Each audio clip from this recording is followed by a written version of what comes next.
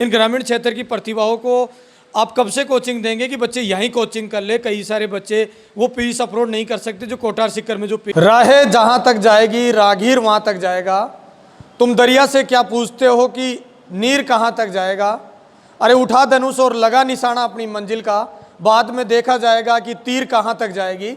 इन बच्चों ने बंदूक उठाई और तीर मारी है और निशाना पे इन्होंने तीर मारी है। हमारे साथ एक ग्रामीण क्षेत्र की प्रतिभा बैठी है जिसने जेई मेंस क्लियर की है। एक प्रतिभा ऐसी है जिसने डॉक्टर नीट क्लियर की है।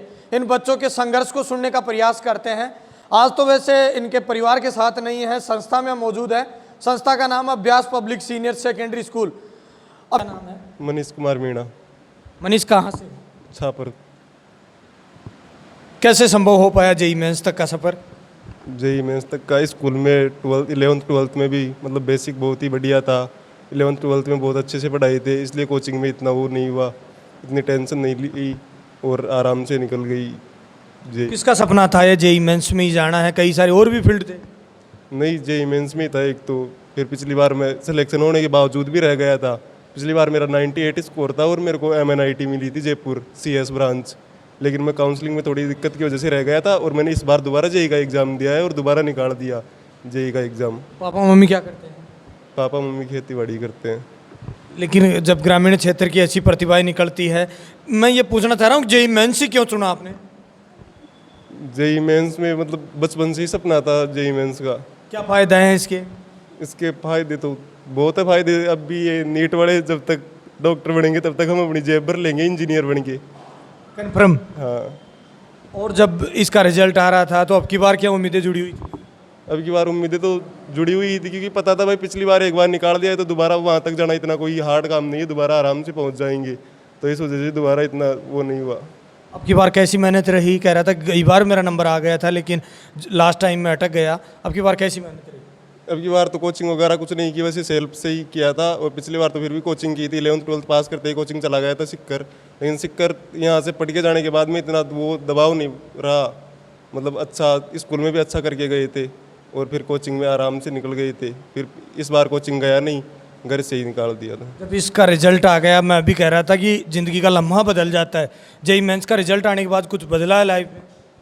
बहुत कुछ बदल गया सर। अभी तो लेवल ऊंचा हो गया या फिर वैसा ही रहा है पहले जैसा ही? लेवल तो ऊंचा हो ही गया। दे रहे हैं बधाई आसपास के ग्रामीण क्षेत्र हाँ। जहाँ अपन बैठे हैं। इस संस्था का क्या रोल है तेरी लाइफ में? संस्था का ये जो भी है सबसे बड़ा तो क्योंकि 11th-12th यहीं से करके निकले। अगर यहीं से अच्छा नहीं करते तो वही है कोचिंग में जाके रह जाते। कोचिंग में ऐसे थोड़ी है भाई कोचिंग में घोल के पिला देते हैं। वो तो 11th-12th का ही बेसिक बहुत मजबूत था, इस वजह से कोचिंग में इतनी वो नहीं हुई। तो 11th-12th का पढ़ा है वो काम आता है क्या आगामी तुम्हारे जेई मेंस में? बहुत ज़्यादा 11th-12th का आता है सबसे ज़्यादा काम। माता पिता कैसा प्रेशर करते थे और जब तू प्रेशर में आ जाता तो ऐसे नहीं लगा कभी कि पढ़ाई में क्या रखा है? पढ़ाई में नहीं, मेरे को तो स्कूल से भी काफ़ी बार फ़ोन किए थे, मतलब समझाए थे कि नहीं निकाल देगा अच्छा है। माता पिता ज़्यादा तो स्कूल वाले फ़ोन करते थे कि नहीं बढ़िया कर लेगा, आराम से, कोई दिक्कत नहीं है, बस कर तैयारी तू। और डांट टपट कितनी रही परिवार की, कोचिंग में टीचर्स की और संस्था की, कैसी क्या? नहीं डांट टपट भी रही क्या? नहीं पढ़ना है ऐसा कुछ करना है? नहीं ऐसा कभी किसी को नहीं कि ना तो घर वालों ने ना टीचर्स ने किसी ने कुछ नहीं कहा। हमारे साथ नीट में सिलेक्शन हुआ है। ग्रामीण क्षेत्र की जब प्रतिभा नीट तक पहुंचती है, आसपास के क्षेत्र में मुश्किल से आपको 5-6 बच्चे ही मिलेंगे जिनका नीट में सिलेक्शन हुआ है। सचिन मीणा है। कल भी मैं एक सचिन मीणा से बात कर रहा था। सचिन पहले तो बहुत बहुत बधाई। Thank you sir. कहाँ से हो? छापर से। कैसे संभव हो पाया? कितने घंटे पढ़ाई करता था? वो 24 घंटे का सफ़र बताइए। सर मैं 6 से 8 घंटे की पढ़ाई करता था और मैंने बिना कोचिंग निकाला है ये। लेकिन मैंने 11th-12th यहीं से की थी तो मेरे बेसिक्स मजबूत थे, इस वजह से मुझे कोई दिक्कत का सामना नहीं करना पड़ा और कोई भी मुझे डाउट आते थे वो सर क्लियर कर देते मेरे। कितने नंबर आए हैं अब की बार? मेरे सर 454 मार्क्स आए हैं, लेकिन मैं कैटेगरी स्टूडेंट हूँ तो मेरा अच्छे से हो जाएगा इसमें। अच्छा, ST से कैटेगरी है, हो जाएगा कन्फर्म? मेरे बोल रहे थे या फिर संभावना तूने बता ली? संभावना है, 1055 रैंक है मेरी ST कैटेगरी में, तो आराम से होगा। और जो ग्रामीण क्षेत्र के जो बच्चे वीडियो देखेंगे, जो एक तो असफल हो गए, उनको क्या कहना चाहेंगे? और जो बच्चे अब प्रयास कर रहे हैं उनको क्या कहना चाहेंगे? बस मैं तो यही कहना चाहूँगा कि 11th-12th अच्छे से कर लो। तो नीट में तो वैसे ही 11th-12th का पूछते हैं तो आराम से निकाल सकते हो, बस मेहनत करते रहो अपनी। अब क्या बदला तेरी लाइफ में? ये कह रहा है सब कुछ बदल गया, तेरे को भी डॉक्टर लगा के बोल रहे हैं क्या? अभी तो देखो अब बदलेगा लाइफ में, अभी तो कुछ नहीं बदला लेकिन अब बदलेगा आगे। लेकिन आसपास के लोग बधाई दे रहे होंगे तो कह रहे हैं भाई डॉक्टर बन गया एक बच्चा। हाँ सर, ये तो है ही। अभी 5 साल और प्रयास करना है। हाँ बिल्कुल सर।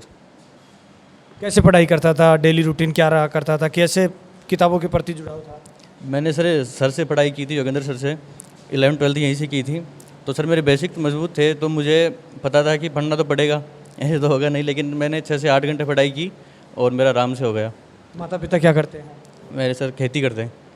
कौन सा प्रयास था ये नीट में? मेरा सर ये तीसरा प्रयास था और मैंने सर से पढ़ाई की है, बढ़िया था सर बिल्कुल।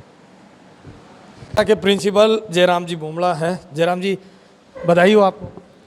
Thank you. आपको कैसा महसूस हो रहा है, कैसा लग रहा है? 2 प्रतिभाएं तो अपने बीच में हैं। गर्व महसूस हो रहा है कि हमारे यहाँ से निकले हुए बच्चे आज एक नीट में और एक जेई में इनका सिलेक्शन हुआ है। इससे पहले हर वर्ष हमारे 2 से 3 बच्चे हर वर्ष नीट और जेई में सफलता प्राप्त कर रहे हैं। और ये सिर्फ इसीलिए हो पाता है कि जिन बच्चों को स्कूल में अगर बेसिक मिल जाता है, मजबूत हो जाता है बेसिक, वही सफल हो पाते हैं फर्स्ट और सेकंड चांस में। बाकी बच्चे तो फिर असफलता हो पर जाते हैं। इसमें संस्था का कितना रोल है? मैं बच्चों से पूछता हूँ, आप बता दीजिए। बच्चे बार बार संस्था का ही नाम ले रहे हैं। देखो बिल्कुल, ये जब भी इनको ऐसा लगता था कि मेरा हो पाएगा नहीं हो पाएगा, तो ये बच्चे हमेशा संस्था से संपर्क में रहते थे, हमारे पास आते थे, बातचीत करते थे, या कोई दिक्कत होती थी फ़ोन पे तो इनको हम सब स्टाफ, हमारा जो स्टाफ है, हमारे डायरेक्टर सर है, सब मोटिवेट करते थे कि नहीं आपका हो जाएगा।